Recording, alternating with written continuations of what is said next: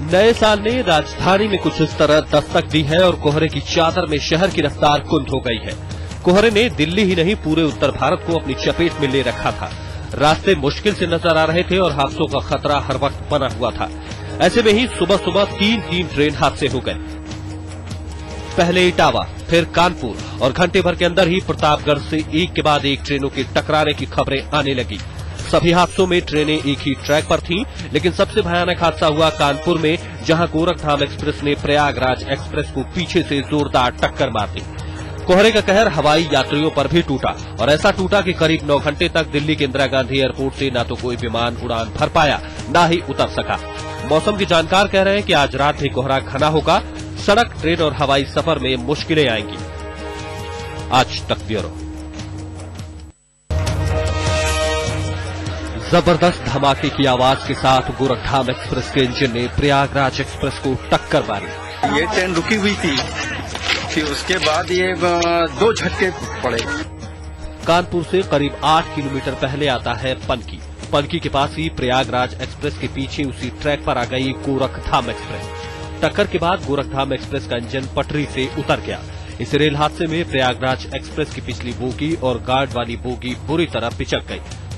Kanpur IIT के साथ मिलकर रेल मंत्रालय ने एक एंटी कोलिजन डिवाइस यानी टक्कर रोधी यंत्र विकसित किया था, जो घने कोहरे में भी ट्रेन की एग्जैक्ट लोकेशन को बताने में सक्षम था। इसे एक्सपेरिमेंट के तौर पर राजधानी और शताब्दी जैसे कुछ ट्रेनों में लगाया भी गया था, लेकिन वक्त बदलने के साथ रेलवे की प्राथमिकताएं भी बदलती गई और ये योजना ठंडे बस्ते में चली गई, और जिसका नतीजा इस तरह की दुर्घटनाओं के रूप में सामने आ रहा है। इटावा से साबिर शेख और रंजन सिंह के साथ अनूप श्रीवास्तव, पनकी, कानपुर, आज तक।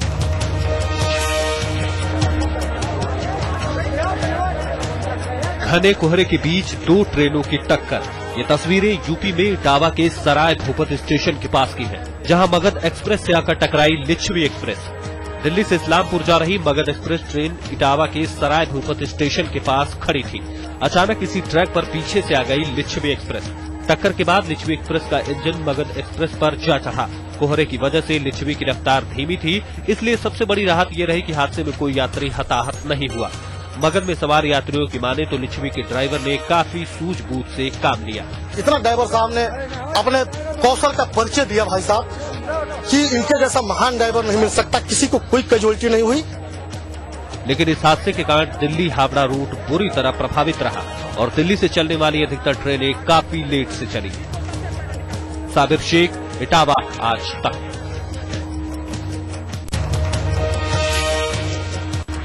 देश की राजधानी में दिल्ली वाले सुबह सुबह जब दफ्तर की ओर भागे तो मौसम चेतावनी दे रहा था। सबसे ज्यादा आफत में रहे ट्रेन के मुसाफिर, क्योंकि रेल यात्रियों पर 3 तरफ से कहर टूटा। रेलवे की व्यवस्था पूरी तरह से चरमरा गई है। एक तो कोहरा, ऊपर से 2 दुर्घटनाएं। कोहरे की वजह से जो लेट गाड़ियां चल रही हैं, उनका लाइन इतनी लंबी है कि इंक्वायरी करते करते टाइम बढ़ाते चले जा रहे हैं। ट्रेन से आने जाने वाले यात्रियों की मुसीबत का अंदाजा इसी से लगा सकते हैं कि रात के 2:15 बजे नॉर्दर्न ग्रिड ठप हो गया, बत्ती गुल हो गई और ट्रेनें जहां थी वहीं खड़ी हो गई। हालांकि इस 6 घंटे की मुसीबत के बाद दूसरा कहर टूटा 2 जगह ट्रेनों के बीच हुई टक्कर से। कानपुर सेंट्रल स्टेशन पर यात्रियों की भीड़ जुट गई, जिन्हें कुछ पता नहीं था कि ट्रेन आएगी या नहीं। इस बीच आगे बढ़ने की सूरत किसी को नजर नहीं आ रही थी। पायल सिंह के साथ कपिल शर्मा, दिल्ली, आज तक। कोहरे ने ऐसा कहर ढाया कि साल का दूसरा दिन हवाई यात्रियों के लिए सबसे ज्यादा मुसीबत भरा साबित हुआ। इंदिरा गांधी एयरपोर्ट तक पहुंच चुके यात्रियों के होश उड़े रहे इस बोर्ड को देखकर, क्योंकि घने कोहरे से 1 जनवरी की रात करीब 1 बजे उड़ानें ठप हो गई और सुबह 10:20 तक एयरपोर्ट से न तो मुसाफिर हिल सके न ही प्लेन। करीब 9 घंटे तक सब कुछ ठप रहा, जबकि आईजीआई एयरपोर्ट पर प्लेन उतरने का सिलसिला शुरू हुआ 11 बजे के बाद। लेकिन इस दौरान एयरपोर्ट पर जमा मुसाफिरों की भीड़ कोहरा छटने का इंतजार करती रही। अगर हम बोर्ड की तरफ नजर डालें तो हमें पता चलेगा कि अभी भी ज्यादातर फ्लाइट्स जो यहाँ से जा रही हैं वो डिले बहुत ज्यादा हो चुकी हैं, कई घंटे डिले हो चुकी हैं। यानी यात्री अभी भी अगर निकलते हैं तो उन्हें अपने डेस्टिनेशन पर पहुंचने में कई घंटों की देर हो चुकी होगी। जाहिर है अधिकतर मुसाफिर आईजीआई एयरपोर्ट तक कोहरे का कहर झेलते हुए पहुंचे थे, लेकिन एयरपोर्ट से आगे जाने का रास्ता बंद था। मनोज शर्मा, दिल्ली, आज तक।